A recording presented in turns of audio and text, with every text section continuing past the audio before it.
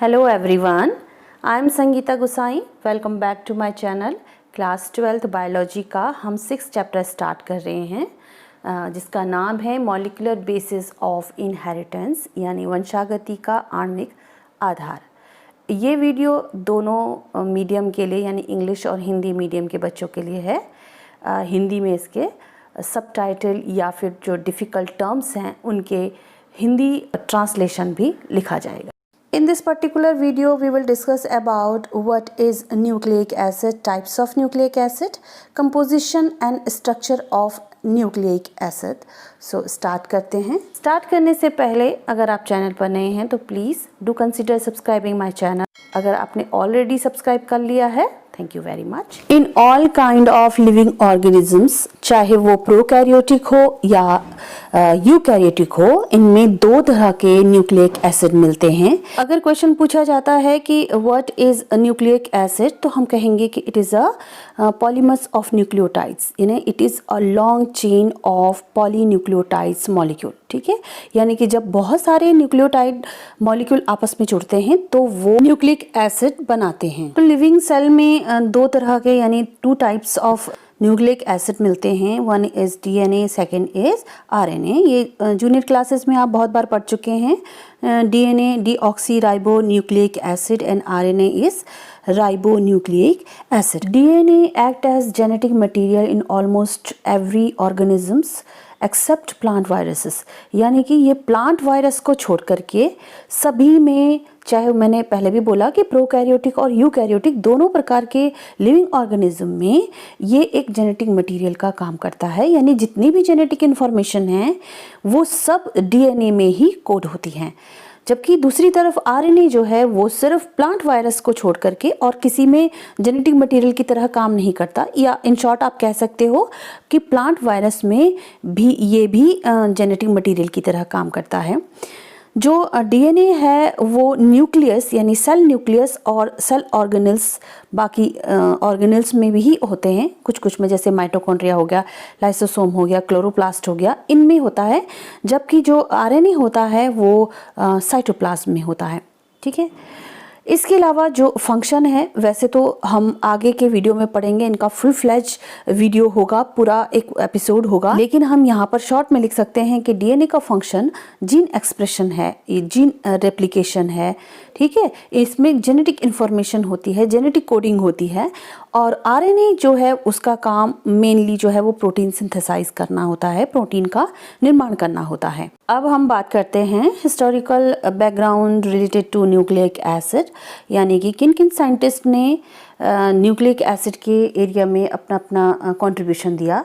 तो वैसे तो बहुत सारे हैं, लेकिन जो आपके पास हैं उनका सबसे पहले नाम आता है फ्रेडरिक मेशर, जिन्होंने 1869 में न्यूक्लिक एसिड को डिस्कवर किया था पस सेल में. उन्होंने पस सेल के न्यूक्लियस में यानी केंद्रक में जो एसिडिक नेचर है डीएनए का उसका पता लगाया, डीएनए मॉलिक्यूल्स का पता लगाया और उन्होंने बताया कि ये बहुत बड़ा मॉलिक्यूल है. ठीक है, और इसको इन्होंने नाम दिया न्यूक्लियन. तो न्यूक्लियन का जहाँ पर मतलब होता है एसिडिक सब्सटेंस. तो ये तो क्लियर हो गया कि डीएनए जो है वो एसिडिक होता है. दूसरी बात, दूसरा नाम आता है ऑल्टमैन का, जिन्होंने 1889 में इस न्यूक्लियन को नाम दिया न्यूक्लिक एसिड. अब हम बात करेंगे कि कंपोजिशन ऑफ न्यूक्लिक एसिड की, यानी न्यूक्लिक एसिड किन किन एलिमेंट से मिलकर के बनता है. तो आपको पता है कि न्यूक्लिक एसिड एक बहुत बड़ी चेन है न्यूक्लियोटाइड्स की, यानी हज़ारों न्यूक्लियोटाइड मॉलिक्यूल मिल करके तब न्यूक्लिक एसिड बनाते हैं. और एक न्यूक्लियोटाइड में 3 कंपोनेंट्स होते हैं. ठीक है ना, 3 घटक होते हैं. नंबर 1 पेंटोज शुगर यानी 5 कार्बन शुगर होती है. नंबर 2 नाइट्रोजन बेस और नंबर 3 फॉस्फेट ग्रुप या फॉस्फोरिक एसिड हम कहते हैं. यहाँ पर मैं एक चीज़ कोट करना चाहती हूँ कि पेंटोज शुगर और नाइट्रोजन बेस जब आपस में मिलते हैं तो इस कंपोनेंट को हम न्यूक्लियोसाइड कहते हैं, न्यूक्लियोसाइड. और पेंटोज शुगर, नाइट्रोजन और फॉस्फोरिक एसिड, ये तो आपको पता है कि न्यूक्लियोटाइड है. तो कह सकते हैं हम कि न्यूक्लियोसाइड प्लस फॉस्फोरिक एसिड या फॉस्फेट ग्रुप मिल करके न्यूक्लियोटाइड कहते हैं. कई बार ये क्वेश्चन पूछा जाता है आपसे कि what is the difference between nucleoside and nucleotide. तो तीनों कंपोनेंट हैं तो न्यूक्लियोटाइड और 2 कंपोनेंट हैं तो न्यूक्लियोसाइड। न्यूक्लियोटाइड के तीनों कंपोनेंट को एक एक करके पढ़ लेते हैं। फर्स्ट है पेंटोज शुगर।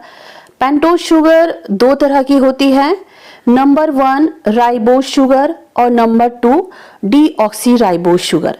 क्योंकि हमारे पास न्यूक्लिक एसिड 2 तरह के हैं तो शुगर भी 2 तरह की ही होगी। राइबोज शुगर आरएनए में होती है, डीऑक्सीराइबोज शुगर डीएनए में होती है। राइबोज शुगर का केमिकल फॉर्मूला C5H10O5 है और डीऑक्सीराइबोज शुगर का केमिकल फॉर्मूला C5H10O4 है। यहाँ पर ऑक्सीजन का एक एटम कम है, आप देख रहे हो, इसीलिए इसका नाम डीऑक्सीराइबोज शुगर है। अब हम इसके स्ट्रक्चर को भी समझ लेते हैं।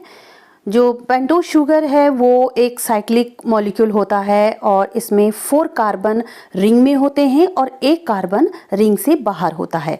इसीलिए आप कभी भी कंफ्यूज ना होना, ये 4 कार्बन रिंग मॉलिक्यूल है लेकिन टोटल नंबर ऑफ कार्बन इसमें 5 हैं। ठीक है जी। और इन 4 कार्बन की साइकिल को ऑक्सीजन पूरा करता है, जो इसके सबसे टिप में आपको दिखाई दे रहा है।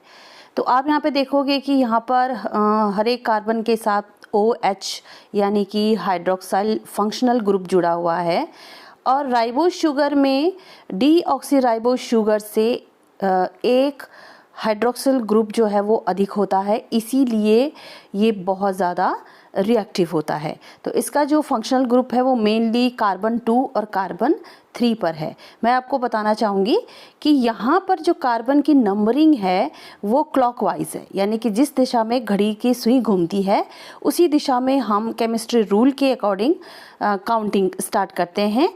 तो यहाँ पे कार्बन 1, कार्बन 2, कार्बन 3, कार्बन 4 और जो चेन से बाहर है वो कार्बन 5 काउंट होता है। ठीक है। और इसी तरह से डीऑक्सीराइबोज शुगर का स्ट्रक्चर भी बन जाएगा। ये पेंटागन स्ट्रक्चर है, ऑक्सीजन हो गया कार्बन 1 2 3 4 5। ठीक है। और इसी तरह से हाइड्रोक्सिल ग्रुप भी आप लगा देंगे और इसमें जो सेकंड कार्बन पे ऑक्सीजन है वो नहीं होता, यानी OH ग्रुप नहीं होता, बाकी आप एज इट इज़ रखेंगे। ठीक है जी। लेकिन डीऑक्सीराइबोज शुगर के पास एक हाइड्रोक्सिल ग्रुप कम होता है जो कि फंक्शनल ग्रुप है, इसीलिए वो लेस रिएक्टिव होता है। न्यूक्लिक एसिड का सेकंड कंपोनेंट है नाइट्रोजनस बेस। ये भी 2 तरह के होते हैं, एक होता है प्यूरीन और एक होता है पिरिमिडीन। कहीं कहीं पर इसको पायरामिडीन भी बोलते हैं, अलग अलग प्रोनाउंसिएशन है इसकी, मैं इसे पिरिमिडीन बोलूँगी। प्यूरीन डाइसाइक्लिक होती है जबकि पिरिमिडीन मोनोसाइक्लिक होता है, यानी डाइसाइक्लिक यानी कि 2 रिंग्स होते हैं एक मॉलिक्यूल में और पिरिमिडीन जो मोनोसाइक्लिक है सिंगल रिंग वाला है। प्यूरीन 2 तरह का होता है, एक एडेनिन और सेकंड ग्वानिन। इसी तरह से पैरामिडीन 3 टाइप का होता है, साइटोसिन, थाइमीन और यूरेसिल।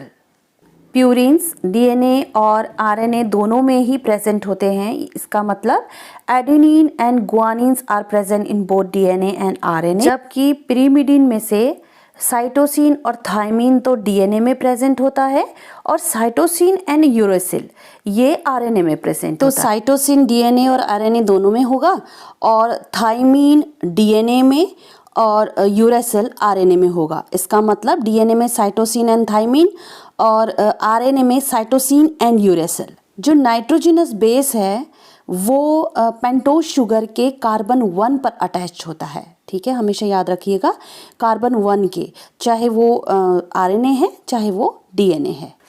तीसरा कंपोनेंट न्यूक्लियोटाइड का फॉस्फेरिक एसिड या फॉस्फेट ग्रुप होता है और ये ग्रुप कार्बन 5 पर अटैच्ड होता है। यहाँ पर आप स्ट्रक्चर में भी देख सकते हैं, ये कार्बन 5 है और इसी से फॉस्फेट ग्रुप अटैच है। तो याद रखिएगा पेंटोज शुगर के फर्स्ट कार्बन पर नाइट्रोजन बेस होता है और 5th कार्बन पर फॉस्फेट ग्रुप जो है वो अटैच होता है। और लास्ट में स्क्रीन पर आपके सामने ये न्यूक्लियोटाइड का एक स्ट्रक्चर है जहाँ पर आप देख रहे हैं कि एक पेंटोज शुगर की रिंग है और जिसे आप आसानी से बना सकते हैं और साथ में मैंने डबल रिंग नाइट्रोजन बेस बनाया है जो कि फर्स्ट कार्बन पर है और जो 5th कार्बन पर है वो पेंटोज शुगर है। तो आज के लिए इतना ही काफ़ी है। आई होप आपके लिए ये वीडियो हेल्पफुल रही हो। अगर रही हो तो प्लीज़ लाइक करना मत भूलिएगा और चैनल को सब्सक्राइब शेयर ज़रूर कीजिएगा। तब तक के लिए थैंक यू, बाय बाय।